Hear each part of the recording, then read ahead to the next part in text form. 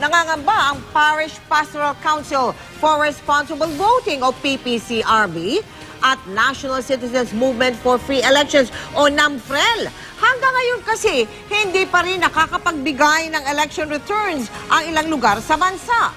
Ang hiling din ng dalawang grupo, malaman ang kabuuang election returns kahit makapagproklama na ng mga senador ang COMELEC. Mula sa PPCRV sa Maynila, nakatutok live si Claire Delfin. Claire? Mel, sa oras na ipoproklama na ng COMELEC ang mga nanalo sa senatorial race, ay pansamantala ring hihinto ang tabulation ng mga boto dito sa parallel unofficial count ng PPCRV. At dahil dito umaapela sila sa COMELEC na ibigay ang mga datos na hindi nila makitang pumasok sa kanilang server sa puntong hihinto na ang pag-transmit ng mga election return. Nasa 24% ng mga clustered precinct ang hindi pa na-transmit at nabilang sa PPCRV quick count. Katumbas nito ang mahigit 11 million votes na maaari raw magpabago sa placement ng mga senatorial candidates mula top 7 hanggang 15. Kaya mahalaga raw na makita ng taumbayan ang bawat pagpasok ng mga election return. That the data which is already being manually uploaded right now to the CF card will go to the National COMELEC server but may no longer come into our server. We will be blind to that large amount of data. It is too big. The impact is too significant. Ang kasama nitong citizens watchdog na National Movement for Free Elections o NAMFREL na nanawagang wag nang putulin ang transmission ng mga ER. We're already operating in an environment of uncertainty.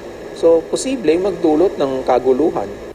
Magkaisa rin ang NAMFREL at PPCRV sa pagkalampag sa COMELEC na pabilisin na ang transmission ng mga ERs noong nakaraang eleksyon. 11 oras matapos magsara ang botohan, umabot na sa 80% ng clustered precincts ang nabilang. Pero ngayon, 3 araw matapos ang botohan, nasa 76% pa lang ang nai-transmit na ERs. Sa pag-aaral ng NAMFREL, nakitaan daw nito ng trend ang mga probinsyang may pinakamabagal na transmission. Kundi man malayo ang lugar, hotly contested naman ang labanan. Nangunguna na ang Lanao del Sur kung saan 84.12% pa ng mga ER ang hindi na i-transmit. Kasunod nito ang Ifugao, Sultan Kudarat, Mountain Province, Sulu, Maguindanao at Zamboanga del Norte na nasa 60 to 75% pa ang hindi na i-transmit ng mga ER. Yung data na yan sa iyo, habang tumatagal yan, you're open to being bribed, you're open to being forced or coerced, no?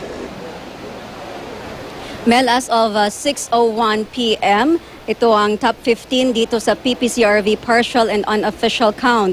Nanguna pa rin si Grace Poe at sumunod sa kanya sina Lauren Ligarda, Shiz Escudero, Alan Cayetano, Nancy Binay, Sunny Angara, Bam Aquino, Coco Pimentel, Antonio Trillanes IV, Cynthia Villar, JV Ejercito Estrada, number 12, si Gringo Honasan, sumunod si Dick Gordon, Mig Zubiri at number 15, si Juan Ponce Enrila Jr. Mel? Claire? Paano kung hindi pakinggan ng COMELEC yang hiling diyan ng PPCRV at ng NAMFREL? Meron na ba silang napapag-isipan na hakbang kung anong gagawin nila? Claire? Yes, Mel.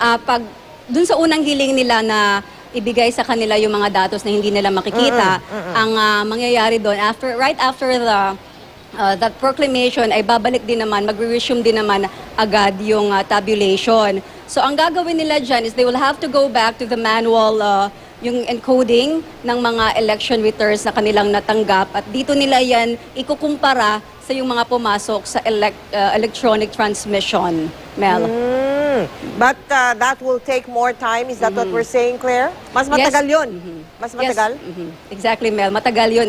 In fact, sa ngayon, Mel, nasa mga 12 or about 13,000 pa lang na mga physical ERs ang kanilang natanggap mula sa iba't ibang presinto sa buong bansa. So this will take time dahil ang mga ERs na ito ay ipinapadala pa through mail mula sa iba't ibang presinto.